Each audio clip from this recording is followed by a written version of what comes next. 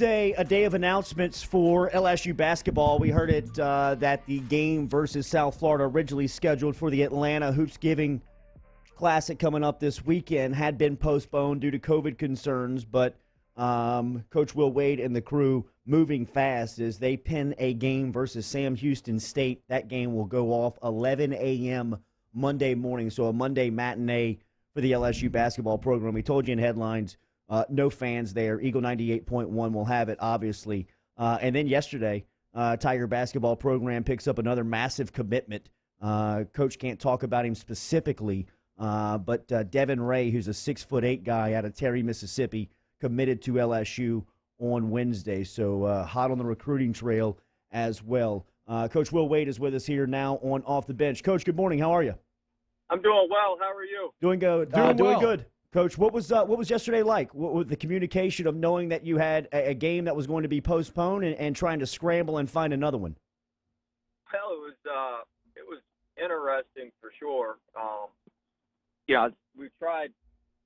tried everything to keep that South Florida game. You guys know I love scheduling, and that's about as good a scheduled game as you can have. They were going to fall into quad 2 by like 2 or 3 spots on a new. I mean, you can't schedule them any better than that South Florida game. Now you got to go win the games, but you can. I mean, I did not want to lose that game. Can you get them back? No, just with we just got such limited dates because we're back to back to back, and so.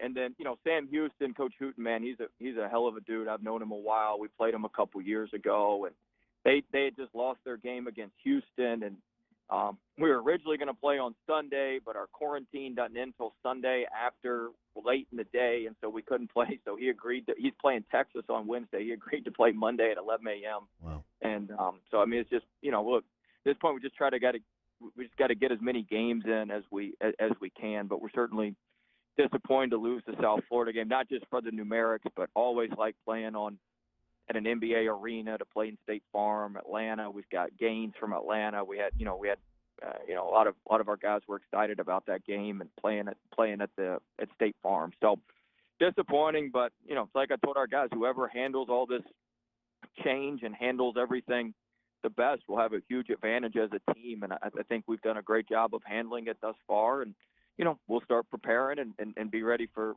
Sam Houston on Monday at 11, and then turn around and play New Orleans on Wednesday night. So it's going to be fast and furious. You're 3-1 after your last time out, 86-55 win over Louisiana Tech, and you got Manning back that night. I was able to be in the arena, and it looked like you guys played from confidence from the tip. You had to like what you saw on Sunday night.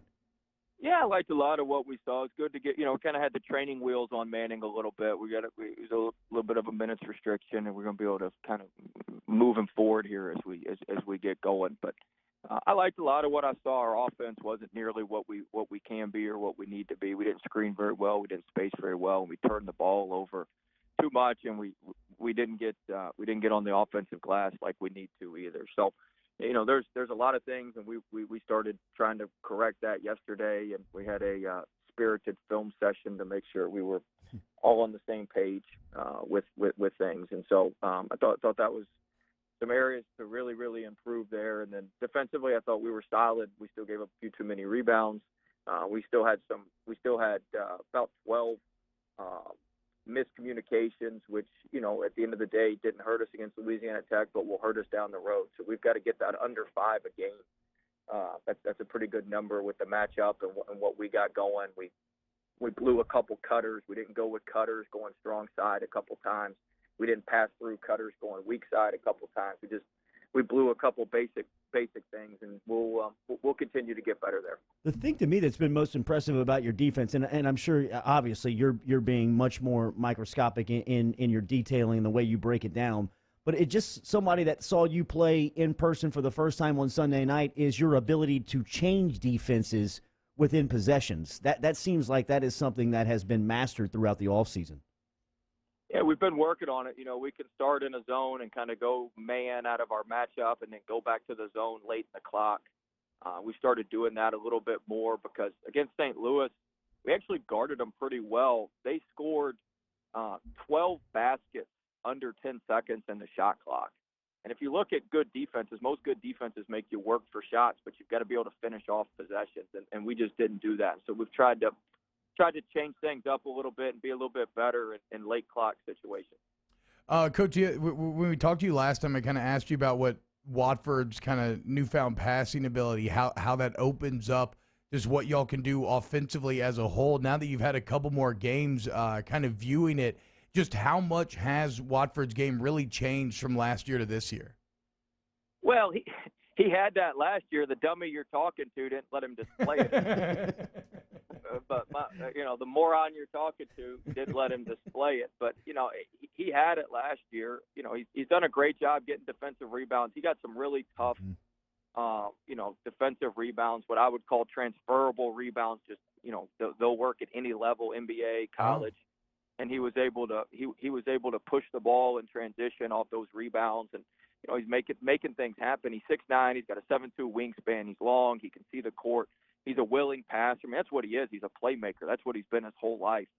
And he's certainly shooting it better, which is opening up the court and allowing him to make even more plays. But I'm excited about him, and he's had it in him the whole time. Maybe I didn't do the best job letting him show it, but he's certainly making up for lost time this year. So we talked to Coach Van Gundy not long ago, and he kind of talked about this. He's like, people always talk about small ball and space and all this. I don't think about the era of small ball. He's like, I think that we live in the era of just the skilled big man.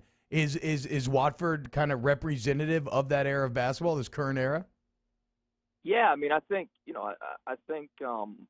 that and days. I mean, people were playing days at the 5, but it's like we were talking as a coaching staff in one of the huddles, about in the Louisiana Tech game. They're like, hey, we got to do something on Lofton. We got to do something on Lofton. I said, guys, they ain't going into Lofton all they want. They ain't beating us 2-2. Right. They can throw that thing into him all they want. But they're not beating us 2-2, and we can foul him, and he's a 50% free throw shooter. They're score 1 point. We're going to come down and make threes and stretch the floor. Like it's really hard in this era to just kind of you got to have versatile pieces. You got to have guys who can make shots. I think that's where the game is. It's very, very hard to win 2-2, and it's very, very hard to get great spacing for your offense that way as well. I got 2 on individuals. Mawani Wilkinson, you inserted him to the starting lineup on Sunday night. He doesn't score a point, but he affects the game in so many ways. And after you tell me about Wilkinson, I want to get on Josh LeBlanc, who you expect back this week and what he gives you. But first on Wilkinson, why the move to the starting lineup, and what's he give you? Well, exactly what you said. He's a great athlete. He gives us a defensive presence. He gives us somebody with a defensive first mindset, who's locked in. And there's like I always said about Marlon, he's such a good athlete. There's 2 or 3 plays a game. I mean, he's the only one that can make them. That block and steal where he just took the ball from the guy. We had a tremendous defensive possession where we matched up on the ball screen. Javante took the guy coming off the ball screen. Cam stunted at it, took the guy on the wing. Mawani stunted at Cam's guy, took the guy in the corner and closed out and blocked the shot. I mean, you can't teach that. And his length and his athleticism. And when we get Manning out there, it's the same thing. Their length and athleticism is just game changers for us. So you get LeBlanc back on Wednesday. What does he give? But he can actually play Monday now because he couldn't have played Saturday because, of course, we're like one of the only schools that has Saturday exams. And so you can't play until after the day after exams are over is how the rule reads. So he could play Sunday but couldn't play Saturday, even though he has no exams on Saturday. But anyway, he'll be available Monday. I'm not sure if we'll play him or how much we would play him. There's certainly a lot of rust we got to knock off and some things like that. But he would be available on Monday now. Once he gets right, who is he? What does he give you? He gives us a tremendous defensive presence. He's a rebounder. He's a talker. Offensively, he's a great mover. He moves. He's always out of the way, but he's in the play, which is a very, very good trait to have as an offensive player, especially as a small ball 5. he's never in the way of the play, but he's always in the play where you can use him as a dump down. He makes the right play most of the time offensively, but just a junkyard dog. Manning and you look at Manning and Cook and Blani, they kind of give us and Gaines to some extent too. They give us a defensive presence at the guard and wing spots, and he brings that defensive presence and that attitude, that nastiness to the post. And so he's somebody that certainly can be helpful for us. You can't break down the player, but you got a big time commitment this week. What's it been like on the recruiting trail? What's the message been like, and how's it been received? Well, it's been different. We luckily a lot of these 2022s we've developed some good relationships with, and some of them are close and can get here and have gotten here for football games and different things. And so, we've locked in on 4 or 5 guys, and we want to close down on those guys and keep it moving. Boot up, sir. We'll see you Monday. Thank you for the time. See you guys Monday. Have a great one. Yes, sir. Yes, sir. Will Wade checking in this morning from LSU basketball as the Tigers. No game Saturday. They will play on Monday. A lot of defenders on that team. He brought up Mwani Wilkinson, Jalen Cook, Charles Manning, all active right now, T. I saw them on Sunday night. Manning gave you 13 strong minutes after the foot injury. Like he said, he had the training wheels on him. Jalen Cook, without a doubt, without question, is the best on-ball defender that LSU basketball has in this 2020-2021 season, and I love how they can use him because he's about the 7th or 8th guy. Once he gets into the game, he's got fresh legs after the point guard's been bringing it up for 12, 13 minutes. Then you just unleash him in a full court. And then Josh LeBlanc, what he can give you coming back. That's big news coming back on Monday. Now you get him back a game earlier and get him back and try to get his feet underneath him. You're talking about some defensive guys now and a defensive mindset that they're trying to develop. As we said, LSU basketball, they will roll out of bed and score 85. I mean, they're going to score 85 every time the ball goes up.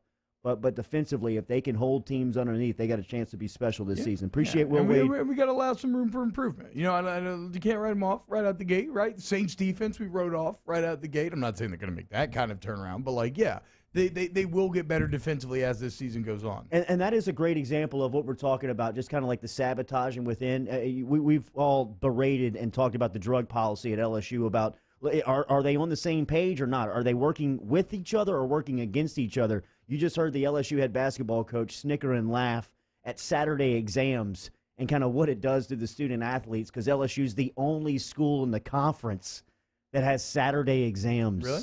We'll close at hour 2 next. Off the bench with Kalana and T-Bob.